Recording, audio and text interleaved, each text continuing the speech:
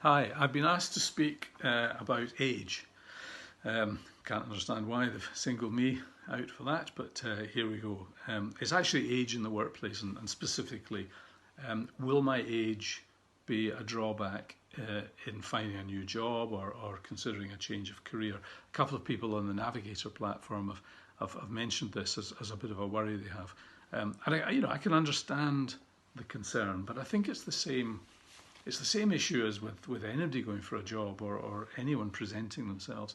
Everyone has strengths and everyone has weaknesses, and it's a question of playing to those strengths and minimising the weaknesses.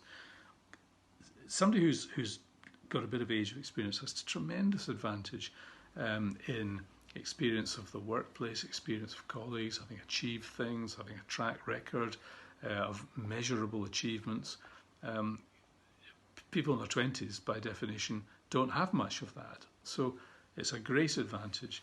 I think older people tend, on average, to be more perhaps resilient, more dependable.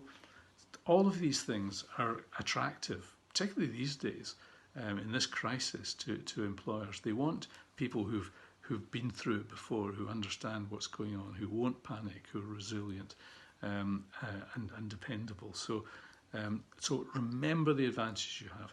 Clearly, there are disadvantages. Don't be too nervous about that. I think employers might be concerned about, a lack of stamina, a lack of energy, lack of enthusiasm. Make sure you get that enthusiasm bit right. I think if you come across enthusiastically, and this applies to any walk of life really, if you're talking to somebody in a pub or whatever it is, not necessarily in a work situation, enthusiasm is so attractive, and it's particularly important for perhaps the maturer candidate to come across enthusiastically. I think often as you get older you feel these things, but sometimes you don't convey them, and it's really important to convey that genuine level of enthusiasm you have for an opportunity. That goes a long way. I think also stamina often is about fitness, and I'm not going to lecture anyone here. I'm talking my own experiences that I was lazy up to the age of about 30, and then I managed to get myself involved with people who were reasonably fit and encouraged me into that. And I still try and keep a reasonable level of fitness these days, and God, it doesn't have me. You feel more confident and enthused about your work when you're fit. But anyway, that's enough of that lecture.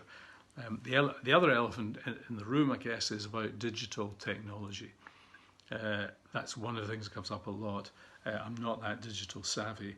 Well, you don't necessarily have to be technologically savvy in terms of the delivery and the technicalities of it. But one thing you mustn't say, and I've been guilty of this and I've stopped doing it, is, well, of course, I don't understand all this digital stuff, or I'm not a great believer in social media and all these things.